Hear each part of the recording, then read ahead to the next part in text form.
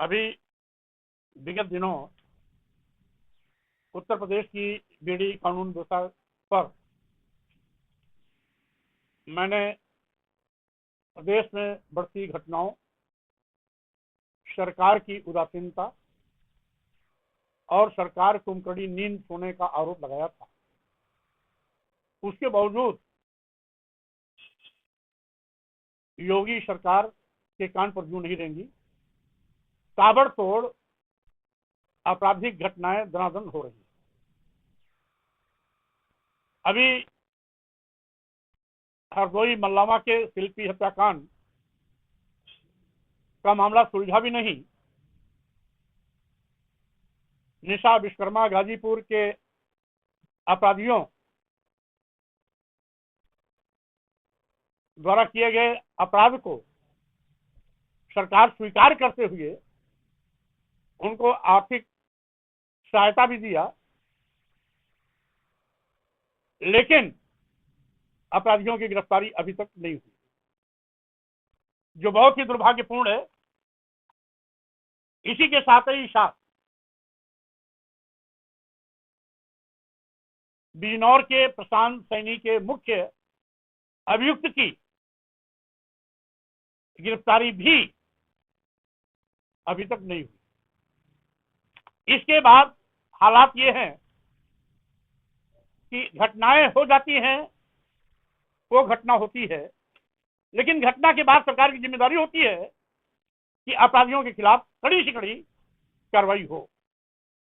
कार्रवाई न होने के कारण ही अपराधियों के हौसले बुलंद हैं और उसी का नतीजा है कि अभी अभी जनपद फतेहपुर के खागा थाने के अंतर्गत मुजुद्दीन नगर गांव में साधना मौर्य, 19 वर्षीय साधना मौर्य, जो अपने पति के साथ अपने बुआ के यहां जा रही थी, रास्ते में 3 अपराधियों ने उसके पति को बंधक बना करके उसके साथ सामूहिक बलात्कार किया। यद्यपि मुख्य अभियुक्त पर 25,000 रुपए की जुर्माना वहां के एसपी ने घोषित किया, लेकिन अभी वो फरार है। और जो 2 पकड़े गए हैं वो भाजपा के कार्यकर्ता पदाधिकारी हैं और उसमें एक मंडल का उपाध्यक्ष है। यानी 3 के तीनों अपराधी भाजपा के पदाधिकारियों एवं कार्यकर्ता है। और पहले भी मेरा यह राय था कि आज भाजपा के संरक्षण में पोषित अपराधियों द्वारा बड़े पैमाने पर आपराधिक घटनाएं की जा रही हैं। बड़े पैमाने पर बहन बेटियों के साथ दुष्कर्म, बलात्कार और बलात्कार करने के बाद हत्या कर लाश को पेड़ पे टांगने की एक नया फैशन चल चुका है। सरकार है कि उसके कान पे जूं नहीं लग रही है, क्योंकि सरकार के संज्ञान में है ये सारे के सारे अपराधी या तो भाजपा के कार्यकर्ता पदाधिकारी हैं या भाजपा पोषित गुंडे माफिया अपराधी हैं। इसी तरीके से कल यानी 27 तारीख को 2 दिन पहले जनपद प्रतापगढ़ के मानिकपुर थाने में एक 19 वर्षीय लड़की के साथ 3 अभियुक्तों द्वारा बलात्कार किया गया। पोस्टमार्टम में बलात्कार की पुष्टि भी हो गई। केवल बलात्कार, सामूहिक बलात्कार ही नहीं किया गया, बलात्कार करने के बाद अपराधियों ने युवती की हत्या भी कर दी। इससे भी उनका पेट नहीं भरा, हत्या करके लाश को पेड़ पे टांग दिया। वहां का भी मुख्य अभियुक्त भी फरार है। आखिर हो क्या रहा है उत्तर प्रदेश में? और इसी के साथ ही साथ इस प्रकार की घटनाएं नित्य प्रति हो रही हैं। यहां तक कि मैं अपने ट्वीट के माध्यम से इन सारी घटनाओं का संज्ञान समय समय पर मुख्यमंत्री, प्रमुख सचिव गृह और डीजीपी को भी देता रहता हूं, जिससे कि समय रहते प्रभावी कार्रवाई हो जाए। सरकार अपराधियों के खिलाफ कार्रवाई करने से बचने की कोशिश करती है और अपराधियों को लगातार संरक्षण देने का पाप कर रही है। इसी के साथ ही साथ अभी अभी जनपद एटा के थाना राजा का रामपुर में गांव लाखनपुर का एक नौजवान अखिलेश साक्या, जिसको 8-10 गुंडों ने चाकुओं से गोद करके उस पर जानलेवा हमला किया। जिला अस्पताल ने उसको रेफर कर दिया एसएन मेडिकल कॉलेज आगरा। वो जीवन मौत से जूझ रहा है।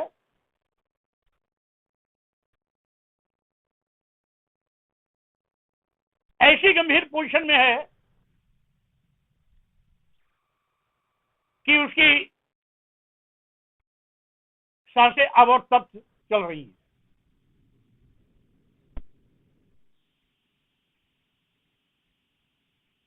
फॉर्मेलिटी के लिए कुछ को गिरफ्तार तो किया, लेकिन आधे से ज्यादा अपराधी अभी भी गिरफ्तारी से बचे हुए बाहर।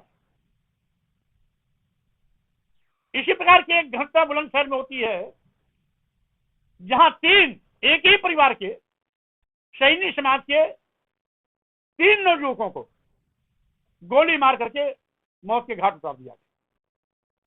आज ये अपराधों की बार इसलिए आई है क्योंकि योगी सरकार में अपराधियों को संरक्षण दिया जा रहा है।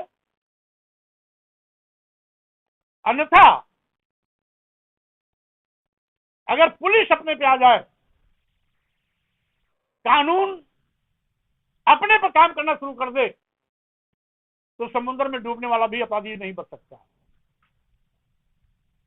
लेकिन ये सारे अपराधी बचे हुए हैं क्योंकि इनके आका कहीं ना कहीं भाजपा के नेता हैं, मंत्री हैं, या सरकार द्वारा इनको संरक्षण प्राप्त है। इसीलिए सरकार ऐसे कुख्यात अपराधियों पर भी गिरफ्तारी करने से बचती है, कानूनी कार्रवाई करने से बचती है। मेरी मांग है योगी सरकार से, उत्तर प्रदेश की पुलिस से, प्रमुख सचिव गृह से कि कुंभकर्णी नींद से उठें और जो उनकी जवाबदेही है, जिम्मेदारी है कानून राज की स्थापना का, उसकी जवाबदेही सुनिश्चित करें। और इस प्रकार के हो रहे लगातार आपराधिक घटनाओं के जो भी वांछित अपराधी हैं, उनके खिलाफ कड़ी से कड़ी कार्रवाई करते हुए गिरफ्तारी सुनिश्चित कराएं। और साथ ही साथ जो प्रदेश में जंगल राज है, गुंडा राज का बोलबाला है, इसको खत्म करके कानून राज कायम करें। यूं तो कहते हैं माननीय मुख्यमंत्री जी कि उत्तर प्रदेश में रात में अगर 1 बजे भी कोई महिला अकेली चली जाए तो उसका बाल बांका नहीं हो सकता। रात तो दूर, ये सारी की सारी घटनाएं दिन दहाड़े हुई। चाहे हरदोई की शिल्पी हत्याकांड हो, दिन में फावड़े से उसका सिर काटा गया, गाजीपुर की निशा विश्वकर्मा हो, दिन दहाड़े सामूहिक बलात्कार किया गया, हत्या की गई, या फतेहपुर की साधना मौर्य हो, उसके साथ भी सामूहिक बलात्कार दिन में किया गया, और तीनों अपराधी भाजपा के। ये इत्तेफाक है कि शिल्पी हत्याकांड में, निशा विश्वकर्मा बलात्कार हत्याकांड में, साधना मौर्य सामूहिक बलात्कार कांड में, ये सब इत्तेफाक से या तो भाजपा के नेता हैं, पदाधिकारी हैं, या मुख्यमंत्री की बिरादरी के हैं। ये दुर्भाग्य है।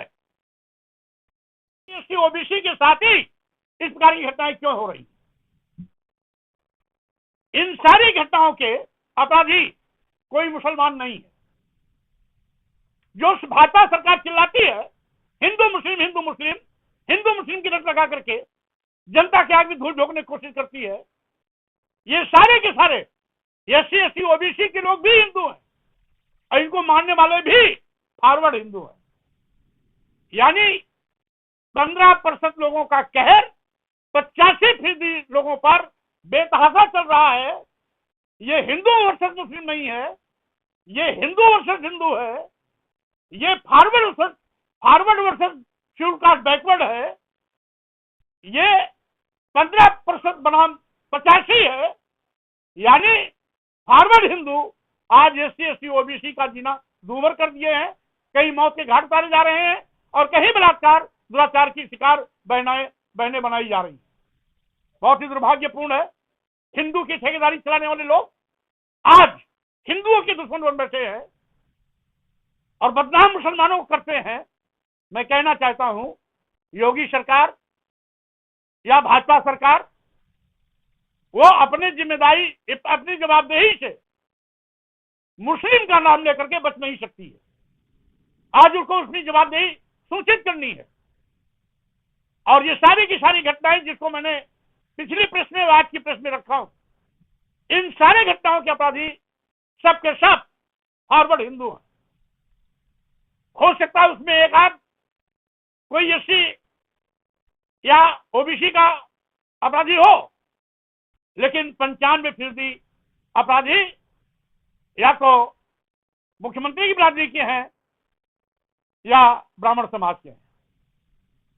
हम इसलिए कह रहे हैं कि आज एससी एसटी ओबीसी यानी गरीब हिंदुओं का कत्लेआम, गरीब हिंदुओं की बहन बेटियों के साथ बलात्कार या सामूहिक बलात्कार या बलात्कार के हत्या करके लाश को पेट पिटा देने की घटनाएं फॉरवर्ड हिंदू द्वारा की जा रही है।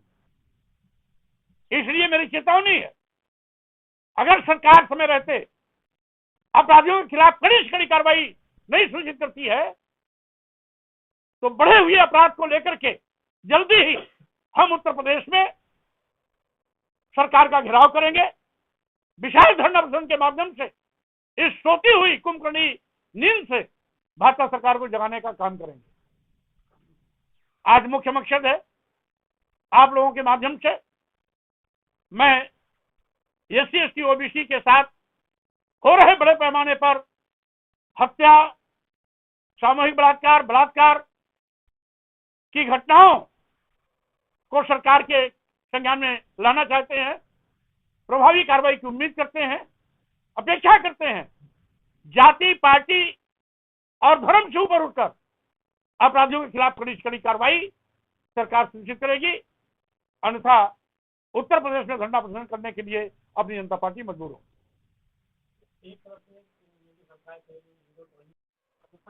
क्योंकि वहां के बीसी साहब भी इत्तेफाक से ब्राह्मण समाज के हैं। आप जैसा कि जानते हैं 47 विश्वविद्यालयों में केंद्रीय, ये भी केंद्रीय विश्वविद्यालय है, 47 केंद्रीय विश्वविद्यालयों में 38 वाइस चांसलर ब्राह्मण समाज के हैं। तो स्वाभाविक रूप से अगर पक्षपात रूप से वाइस चांसलर की तैनाती होगी तो स्वाभाविक रूप से सरकार की मंशा के अनुरूप वाइस चांसलर भी इस प्रकार के अमानवीय हरकत करने से बाज नहीं आएगा। आज यही कारण है, इसके पहले यही वाइस चांसलर एक शेड्यूल कास्ट के लड़के को, जो पीएचडी का छात्र था, शेड्यूल कास्ट का था, धोबी समाज का था, थीसिस जमा कर चुका था, पीएचडी की डिग्री न मिले, निर्दोष लड़के को यूनिवर्सिटी से निष्कासन का आदेश जारी कर दिया। लड़का धरने पर बैठ गया, मेरे संज्ञान में आया, अपनी जनता पार्टी के प्रतिनिधिमंडल भेजा, मैंने भी ट्वीट के माध्यम से उसका सपोर्ट किया और बड़े पैमाने पर जब उसके सपोर्ट में सोशल मीडिया के माध्यम से लोग आए तो एक हफ्ते बाद वाइस चांसलर उसको मना करके ले गया, उसका निष्कासन वापस लिया। और पुनः से प्रवेश दिया। ये व्यवहार हो रहा है। नॉर्थ फाउंड शेड्यूल के माध्यम से SC ST OBC के हकों पर डकैती डाली जा रही है, विश्वविद्यालयों में प्रवेश रोका जा रहा है, और जो गांव क्षेत्र में नौजवानों की हत्या की जा रही है और बहन बेटियों को बलात्कार का शिकार बनाया जा रहा है। SC ST OBC को आज उनके साथ सौतेला व्यवहार हो रहा है। वोट लेने के लिए हिंदू की घुट्टी पिलाएंगे और सत्ता में आने के बाद एक एक करके SC ST OBC समाज के नौजवानों की हत्या और बहन बेटियों के बलात्कार का सिलसिला चला रहे हैं, जो आपके सामने मीडिया के माध्यम से घटनाओं को मैंने आपके सामने प्रस्तुत किया, वो इसकी दृष्टांत। विषय में तो माननीय प्रधानमंत्री जी फोरकास्ट करते हैं कि मैं 90% सीट जीत रहा हूं। गाजीपुर जाएंगे सर, समाजवादी पार्टी के प्रतिनिधि मंडल गया था, वहां उन पर हमला हुआ, दोबारा राजभर की मंडल गया, क्योंकि वहां पर माननीय मुख्यमंत्री ने उस घटना का संज्ञान ले लिया, आर्थिक सहायता भेज करके ये साबित कर दिया कि घटना घटी है, लेकिन अभी तक अपराधियों के खिलाफ कार्रवाई नहीं हुई। ये चिंता का विषय है और इसीलिए मैंने कहा सरकार अपनी हरकत से बाज नहीं आती तो अपनी जनता पार्टी उत्तर प्रदेश में इस जनराज को लेकर के बड़े पैमाने पर धरना प्रदर्शन आंदोलन करेगी। यद्यपि कल मैं फतेहपुर की घटना पर मौके पर जा रहा हूं, वहां प्रधान पर आरोप करने के बाद मैं सीधे रवाना होऊंगा जो साधना मौर्य के साथ सामूहिक बलात्कार की घटना हुई है, वहां पर उसको न्याय दिलाने के लिए मैं कल उसके घर पर पहुंच जाऊंगा, परिवारजनों से मिलूंगा और उम्मीद करूंगा कि पुलिस प्रशासन तत्काल अपराधियों की गिरफ्तारी सुनिश्चित कराए।